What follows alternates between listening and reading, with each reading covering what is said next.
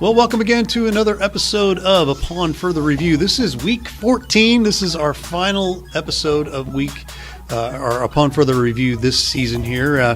And this is the show where we review what we have left of football season here, which is 2 games this week. And then we will have a player of the week, some honorable mentions, and we will preview next week's state championship game that we're down to 1 here, guys. Ray Halbrook, Class 2. Yeah, it's Class 2, and then there were 1 here. But Ray Halbrook here with Livestream STL Media. Thanks again for being with us today. We appreciate that. And again, thank you for being with us all season long. We appreciate all of our support, all the support from the Jefferson County area and abroad here.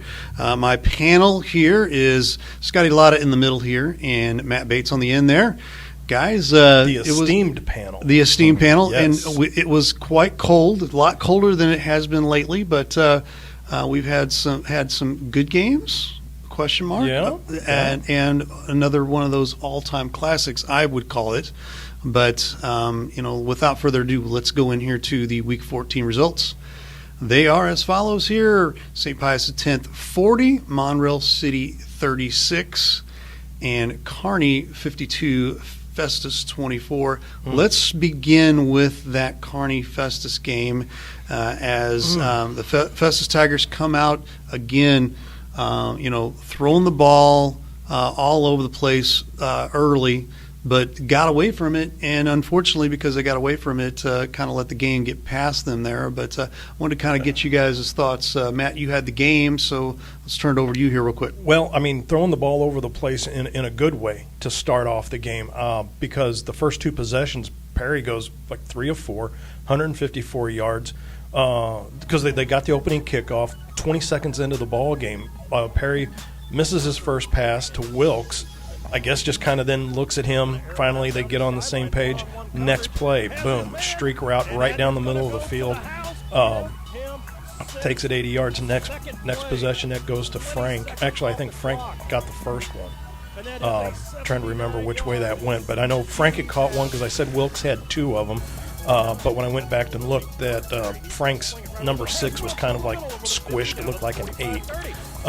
So that's why I thought that was Wilkes that had caught that one up top. But regardless of that fact, the fact of the matter is that after that possession, it just seemed Kearney's game plan just seemed to be making the slow, methodical drives, chewing off clock, and putting up points.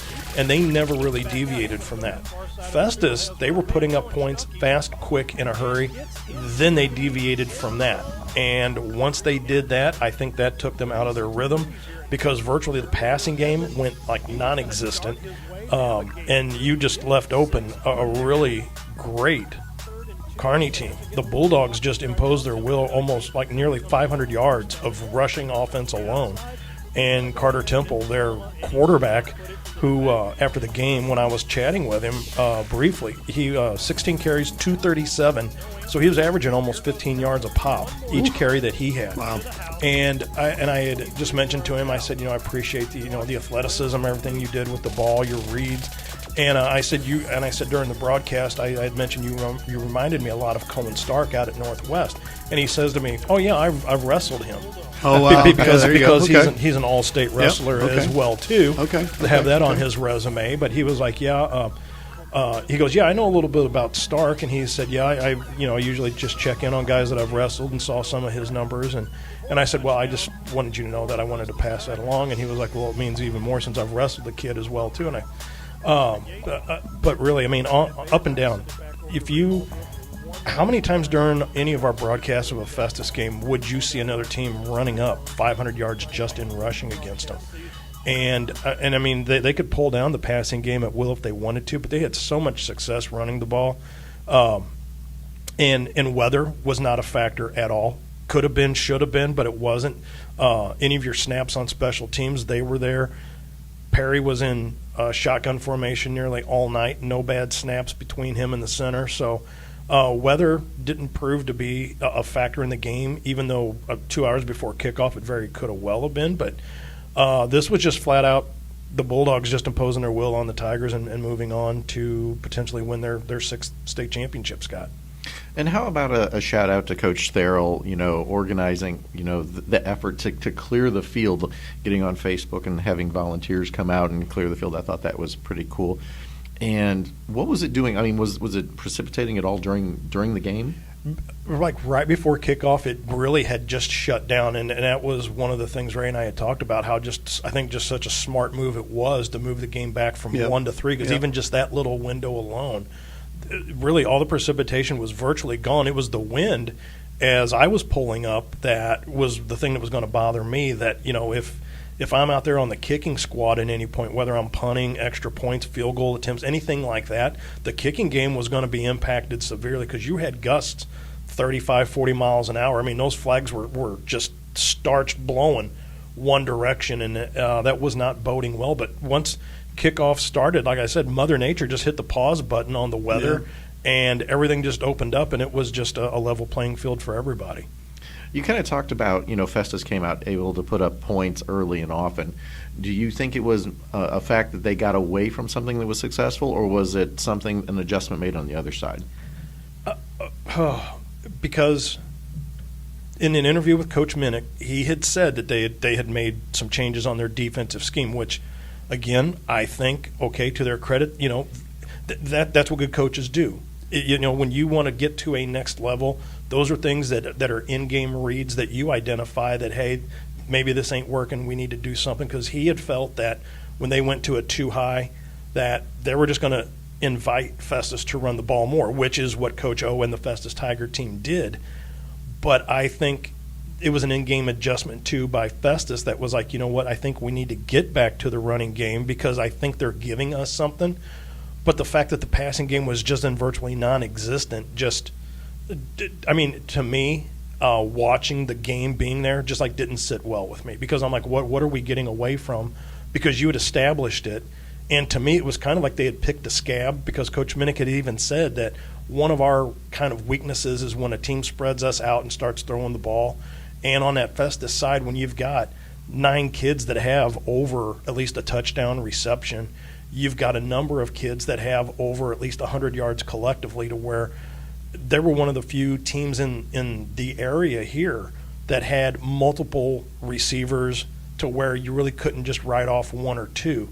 To where I thought they were going to expose that a little bit more, and that never came to fruition. So I thought it was just a misuse of some of the assets and talent that you had, and that's no disrespect to Lawante Williams and Yates running the ball, but it was just after the 10th run in a row, I'm like, come on, guys.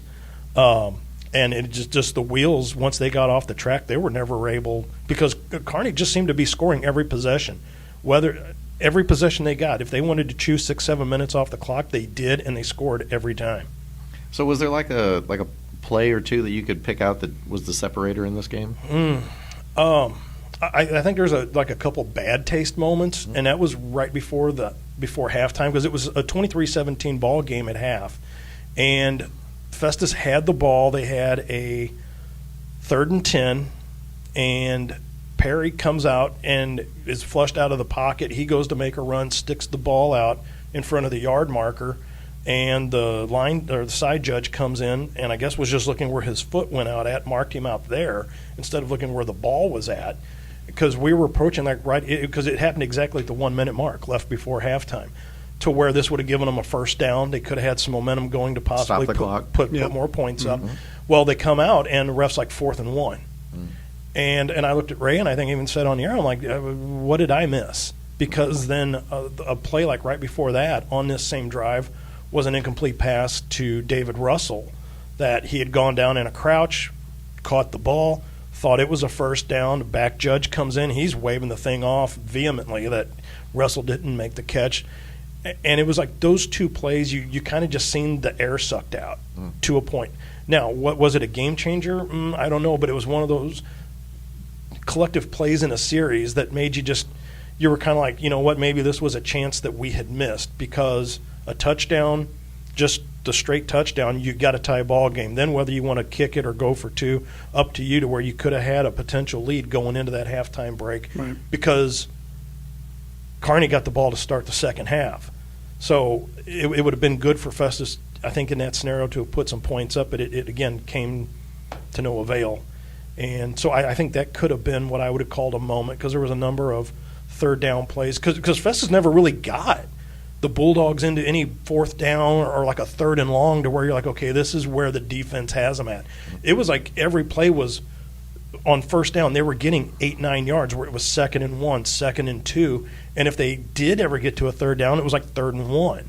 And it would just like everything as far as a scheme would go was on the Bulldog side. Yeah, some days it's just not your day, and obviously, tip of the cap, they move on, and hey, Festus had a great year. I'm sure it's frustrating, kind of like you alluded to, but I mean, still, Coach Therrell and the whole program over there, we enjoyed coming out there and covering their program, but as they say, there's always next year. Yeah, that's true. I mean, I did have a little conversation with Coach Therrell over there at the end of that game. And the big thing that came to my recollection throughout the entire game, both these teams played with a ton of class. I mean, there was just there wasn't anything, no bad blood. It didn't feel like it was it wasn't an Ohio State Michigan game. It wasn't it wasn't anything like that. But I mean, Kearney came in and they just took care of business. And there's a difference. You had mentioned that during the game too, Ray. And I want to read you a quote from Coach Minnick. Sure. That I didn't want to paraphrase it. Our line was dominant. 7 of 8 completions were jet sweeps, 6-inch passes. Absolutely loved our team's composure, 0 finger pointing, no yelling and screaming, just calm, cool, and collected, and got things fixed. There it is. Like it. I like it. And that was the same vein that you were talking about with the fans as well, too. It was like, do you hear that? And it was almost like dead silence. Yeah. Because they've been there. They know what to do. This was just another win, but we're going out to the state championship. Yeah, absolutely. And congratulations to Kearney for that.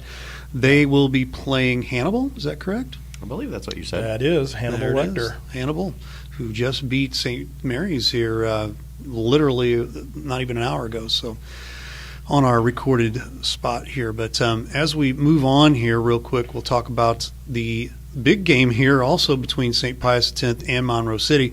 St. Pius comes out from behind there with about 38 seconds, if I remember right, to go ahead and hold on to the win. They scored with 10 seconds. 10 seconds ago? Yeah. 10 seconds ago? Okay, well, even more exciting there.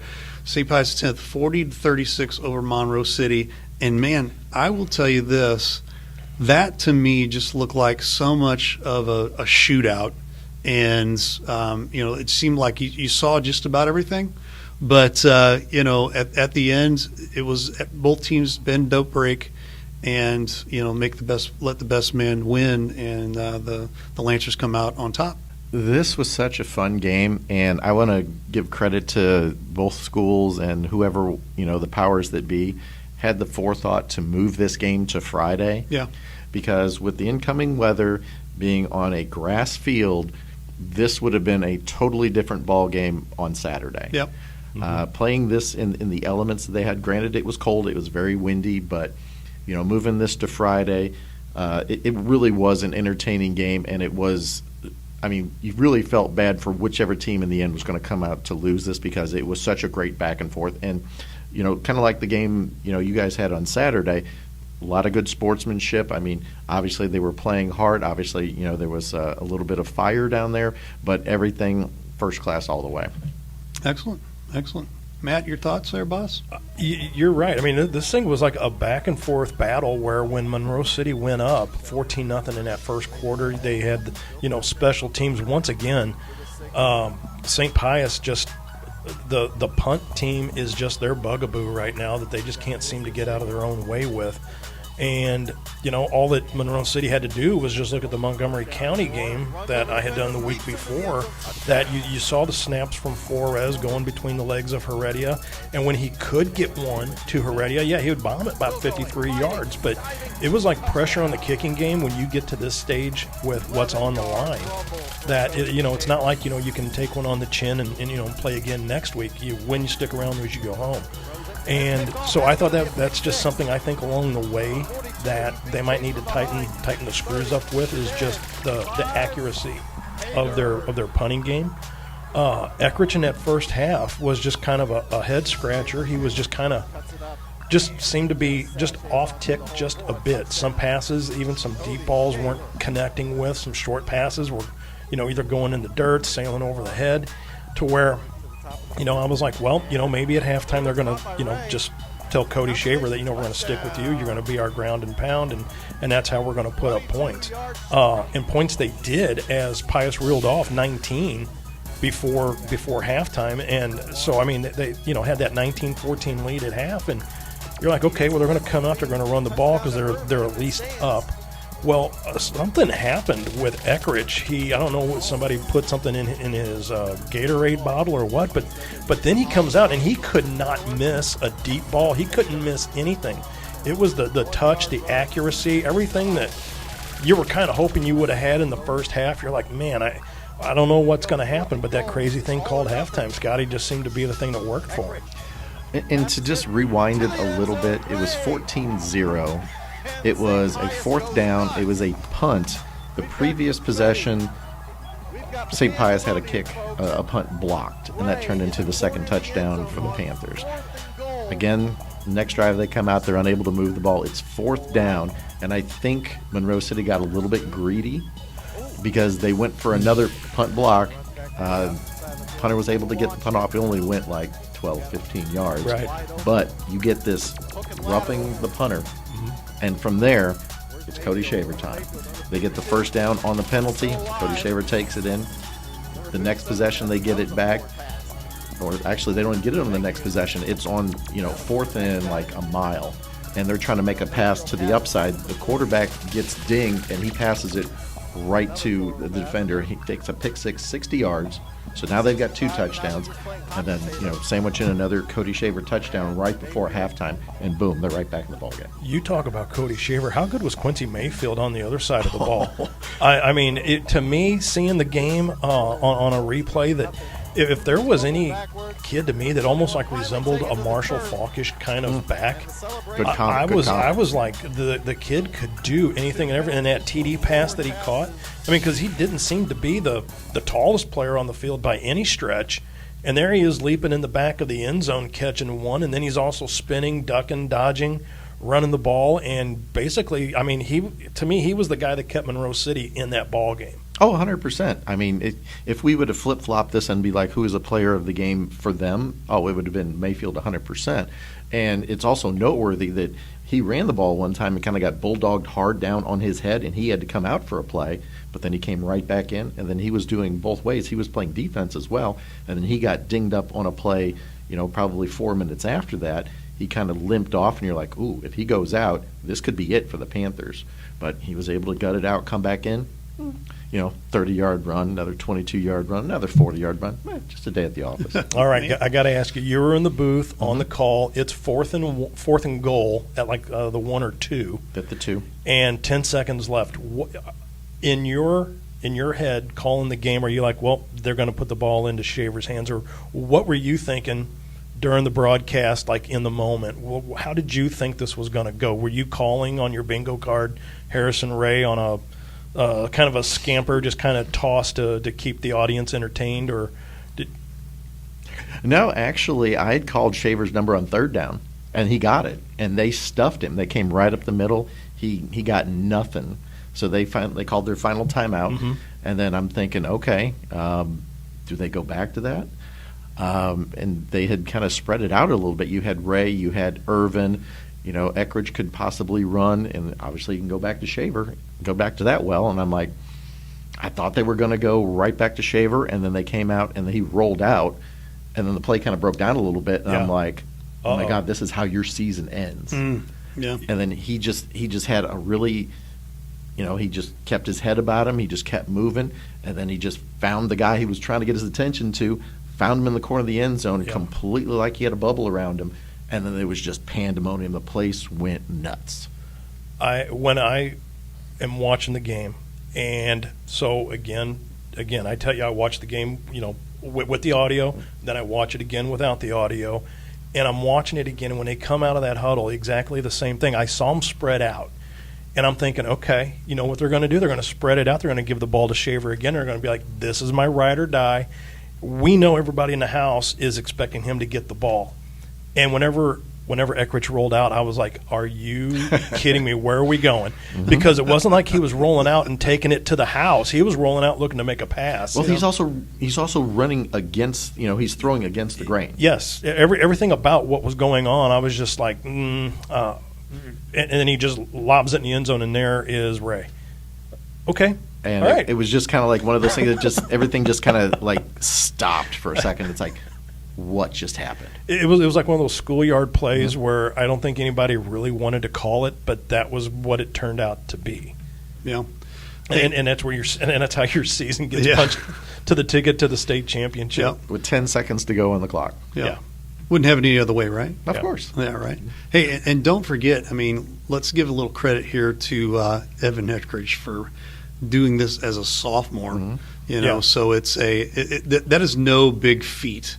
I don't think St. Pius scheduled on accident the teams that they have the last 2-3 years here. You're right. And gotten themselves in a situation to be put in this spot. So Evan Eckrich there, he's kind of flown under the radar, so to speak, a little bit here and there.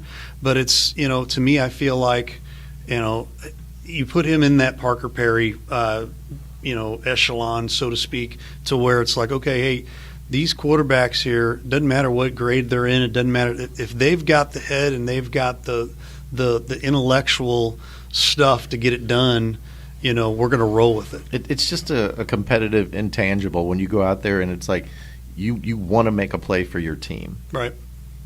And I just wanted to say one other thing about this broadcast that was really super cool, is because we're up in the booth, we're locked in, we're doing, what we do, we're saying different things, and early in the second half, I'm like, it's going to come down to probably whoever has the ball last. And right after that touchdown was scored, I took my headphone off because we were kind of like at a pause moment. And the guy keeping score next to me who was running the scoreboard, he goes, man, you're right. It did come down to who had the ball last. I was like, somebody's listening. There you go. People are not just here for just to watch the game. They're here to listen to Scotty Lotta here. So I love that. And Ray, and Scotty, to touch on that point with Eckrich being a sophomore, now you've got a kid that, now you take whatever comes from this year.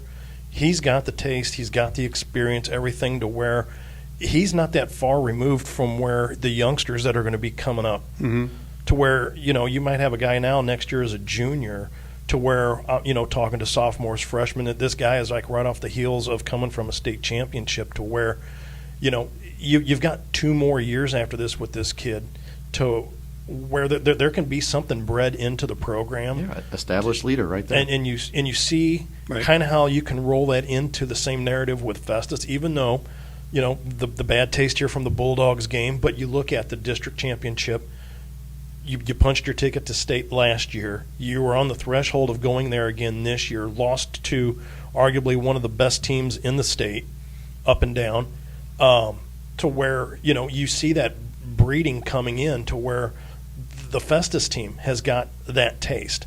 As they say, you get that first taste of blood, and now you got to keep feeding it. And I think you're going to see that same thing happening with this Pius program. That now that when you're the first time at doing anything, you're kind of like a duck out of water. But now I think as they are morphing their way through this thing, however this finishes up, they know now. Okay, here's how we get from point A to point B to that state championship to be a more recognized program to put stuff on the map. And I think something like this is you're seeing the teams that they're knocking off.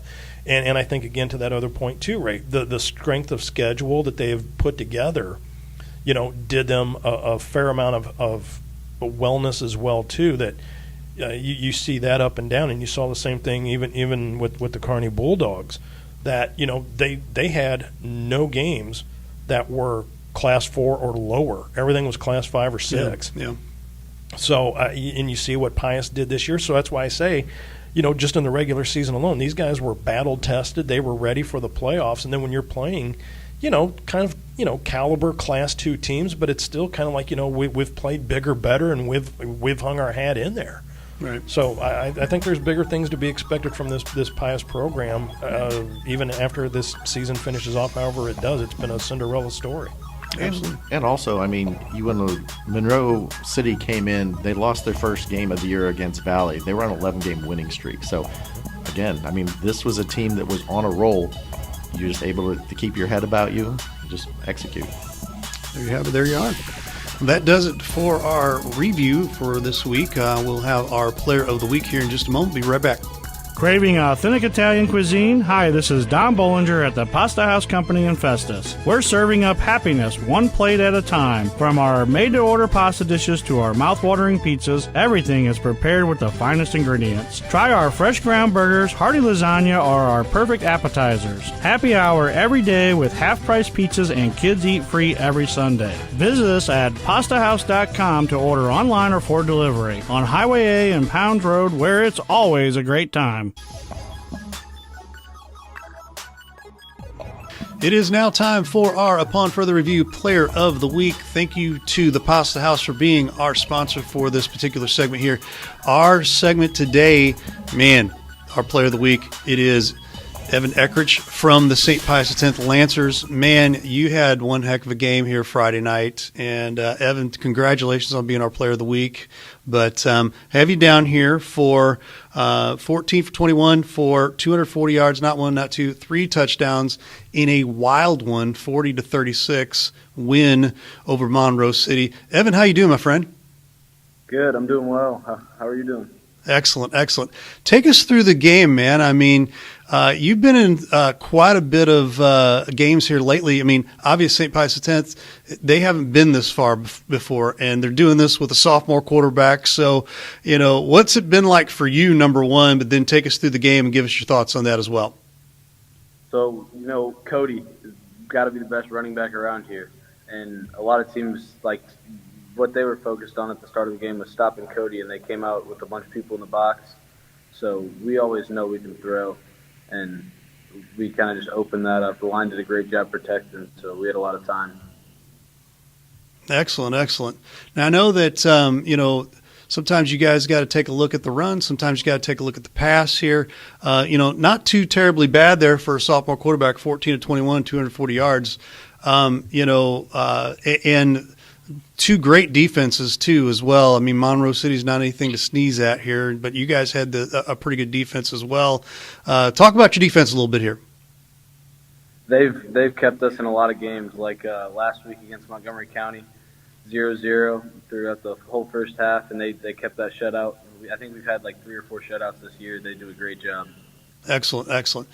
Now, you know, obviously being a sophomore here, you know, college is probably on the back burner at this point, but is there any thoughts about going to college here in the next few years? And what do you want to get into? Yes, sir. I definitely want to play in college. I'm not really sure what I want to do, but playing in college is 100%. Excellent, excellent. Well, hopefully there's some scouts out there seeing this, and hopefully they take a good look at you, especially right now being a sophomore. But you've got Blair Oaks. It's state championship time. You're to the ship. What's it feel like? Number one. Number two, has there been much game film to take a look at yet? What do you know about Blair Oaks? And then number three, what do you guys want to accomplish? Obviously, let's get the state championship, but how are you going to do that? So 3 questions for you. Make it easy on you.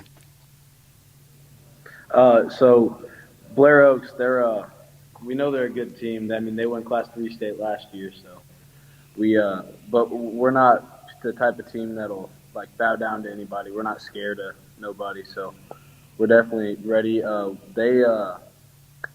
They can defend the run pretty well, but we got a great team, so great running team. That's the type of team we are. Cody's got almost 3,000 yards. Hoping to get that this week. Excellent, excellent. What would it mean to you personally for a state championship as a sophomore in high school? That's been our goal since the start of the season, especially a personal goal. I've wanted to do that my whole life. Excellent, excellent. Well, man, congratulations for being Player of the Week here. We're sending you a $25 gift card to Pasta House, so enjoy that. Have some some nice food there from the Pasta House on us. We appreciate it. Thank you. That is Evan Eckridge from the St. Pius X Lancers. It's time to take a look at our honorable mentions for this week. We're down to 2 teams here for the St. Pius X Lancers. Harrison Ray, 6 receptions, 124 yards, 2 touchdowns. Cody Shaver, 15 rushes, 162 yards, 2 touchdowns. That combined there with that 40-36 win over Monroe City. Congrats to the St. Pius X Lancers. They're moving on to the state championship against Blair Oaks. Festus, a little different story here, but we do want to give some kudos here. Parker Perry, 3 of 4. Now, this happened all in the first 2 possessions. They literally, I think there were only three plays played in this particular sequence here. So 3 of 4, 145 yards, 2 touchdowns in the first 2 possessions there, even though it was a loss of 52-24 to Kearney. We want to give a little kudos there to Parker Perry, but in all honesty, in all fairness, Festus, they've had a heck of a run this last 2 years, and they come up short. But I guarantee you that zing and that bad taste in their mouth, I think, is going to be more motivation for next season as well. I think they're going to have that unfinished business mentality going into next season. But grabbing your thoughts on both these games here and both of these guys that were the honorable mentions. I don't think there's a right or wrong answer. I think even in that Pius game, there's plenty to pick from. So the honorable mentions that we see there, I've got an idea who our player of the week is. But yeah, I mean Harrison Ray, because even if he was a player of the week selection, I'd like to hear his thoughts about catching, like, at least for right now, the biggest TD reception in St. Pius Lancer history to stamp their ticket to the state championship. To quote them in the booth, they said this is uncharted territory. Yeah. Yes. Yeah. Plain simple. They've never made it. I mean, we covered the farthest that they went, and that was a handful of years back. They made it to the district championship against Caruthersville. Boy, that was a cold game too, very, very cold. And they come up short, on the last play of the game as well. And it just seems like they are the team for the surprise and the finale type of finishes that there is. But yeah, I mean, definitely uncharted territory here. And at this point, take no prisoners. Go in there and just go in with the exact same attitude you have had throughout the playoffs here. It would be my attitude and my thought. And as far as I can tell, Pius is going to that game healthy. I didn't see anybody really get dinged up. So, I mean, that's all you can ask for is to have all your weapons going in there, because obviously going in against Blair Oaks, and they had nothing but complimentary things to say about that program. They dispatched Mountain View Liberty 42-0, so they punched their ticket. Obviously, it should be a pretty interesting game. Excellent. Let's look at our honorable mentions. We will be back with our preview for the Class II state championships. Stay tuned. We'll be right back. After Friday Night Blitz, check out the Friday Night Blitz postgame at 10 p.m. Our Friday Night Blitz announcers will catch up with coaches from around the area and grab some postgame interviews to cap off another Friday night football frenzy. That's the Friday Night Blitz postgame show at 10 p.m. on Livestream STL.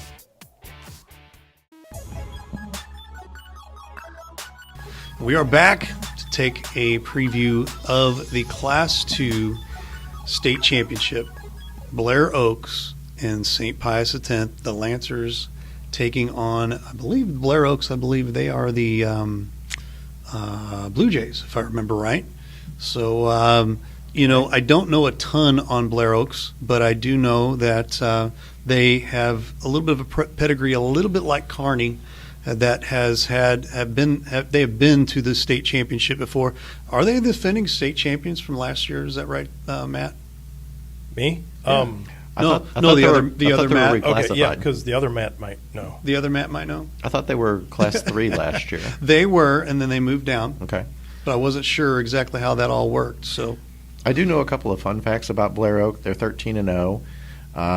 in their 13 wins, they've only not scored 40 points or more once. Wow. They've only given up more than 20 points once. Okay. So that right there, do the math. That's a pretty big disparaging thing. Yeah. Yeah.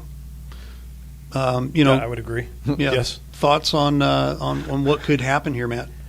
Well, I mean, they're just I hope they play their best game. That I want to see the special teams cleaned up. I want to see some of the mental penalties, the ill-timed penalties. So if Pius has got Blair Oaks in a 3rd and long, no face mask, no something after the whistle where you're extending their drive, that happened a couple times as well too.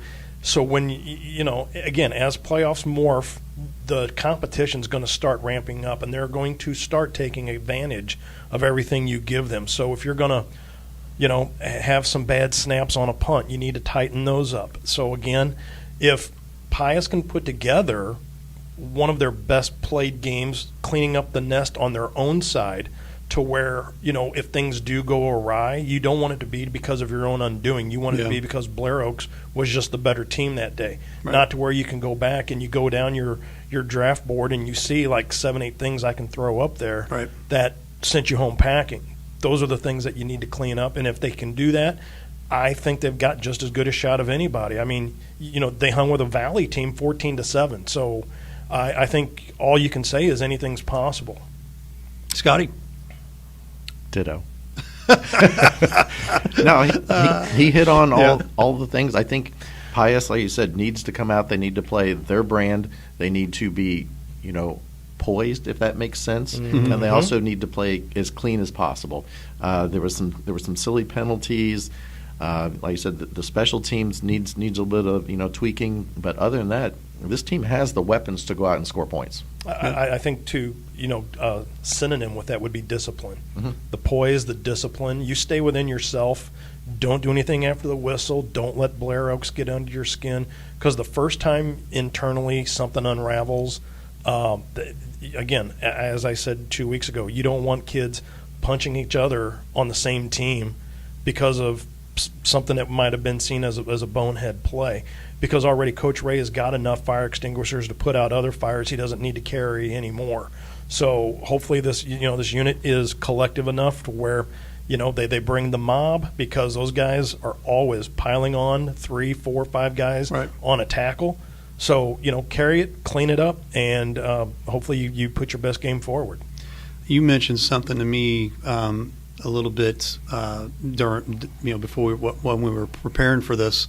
Just the importance of, you're not exactly sure what happened between the first half and the second half with Evan Eckridge, but something happened, the light went on, and they were able to just absolutely just play as close to a perfect game as you possibly could see.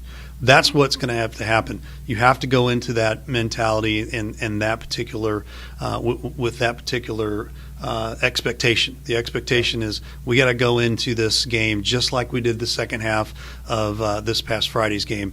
And if you don't, even if you don't to start, I've seen teams, they start out slow. Festus was one of those that started out slow, but you find a way to get that flip that switch and get it going. Because once you can get it going, momentum has its funny thing. It's a crazy thing. It is a funny thing, and momentum is everything when it comes to a state championship game. We've seen Herculaneum way back in the day. 3 years ago, it was Hillsboro. 2 years ago, it was, last year it was Festus. This year, it's St. Pius. I foresee here, and this to me, to wrap our Upon Further Review up, is this. Jefferson County football is getting a lot better.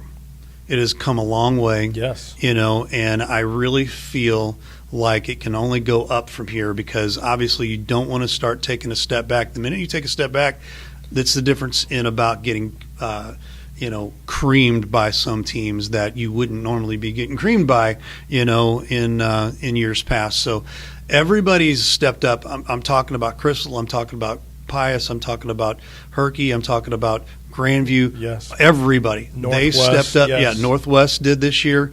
and even Seckman taking a look at, did they take a step back? I think they took a sidestep more than anything else. They took a different approach. The Wildcat is great, but if that doesn't fit our personnel, we've got to make adjustments. So there's teams like that. Hillsboro kind of took a step sideways. This year is trying to redefine themselves without the Brown brothers, and being able to do things that are going to have to redefine them in the next year or two here to get themselves back to Hillsboro Hawk football. DeSoto, kudos to Coach Russ Schmidt out there. I mean, done a great job. They have turned a abysmal team into a competitor this year. So kudos to every single school. Windsor they're turning up the notch too. Yeah, so give it up, to these guys here in Jefferson County. Jefferson County football is going to get better, and like I said, it can only go up from here. And look out next season. That's all I got to say. Yeah, and just to kind of step on your toe there a little bit, the evolution of the identity of all these programs is who can identify quickly, what their identity is, right, and able to have the healthy personnel to actually execute that. Right, absolutely, Totally agree. Ray, before we get out of here, I just want to say it's been fun. It's been a blast. And having Scotty in here the last couple weeks as well too. Love getting the vibe from the guys that have been behind the mic, on point at the game there. That good stuff, amigo. And it's just been a fun time, and and I like this show. And apparently, even with the comments, some of the stuff we get, all I'm going to say is people are listening. Yes. And so that's good. Yep. Don't forget Jeff too. I mean, Jeff's been with us throughout the season too. So Jeff's been in and out, and it's Woody. Yeah, Jeff and Woody. Yeah, and so it's Drake too. Beak. I mean, the Beaks, Caps, Caps. All those guys throughout the season. And the camera crew. You can't sleep on them. Right. And Absolutely. and the other producers along the way, Logan, Elijah. Yeah, It takes a team. It does. We've got about 15 or so people that have dedicated themselves throughout this season for Friday Night Blitz, and it's been one of our most successful seasons. We're still evolving and trying to find new ways to make Jefferson County football, Friday Night Blitz, even better. So stay tuned. I'm sure we'll have more things on the horizon. Has The Rock reached out to you yet No, about covering that program? Hold on. I can give it. There it is, right there. The people's annoyance. Ooh, the What is Hallbrook's that? There it eyebrow. is, the eyebrow. So there it is. Look like the owl off of Winnie the Pooh. Right, I love it. Right, there you go. Thanks so much, folks, for being a part of Upon Further Review. And don't forget again to check out all of our games here on livestreamstl.tv and our Roku TV app. Just search Livestream STL on Roku app. You can download that for free. For all of us here at Upon Further Review, thank you so much again for being with us all year long. Have a wonderful day. Be a good human.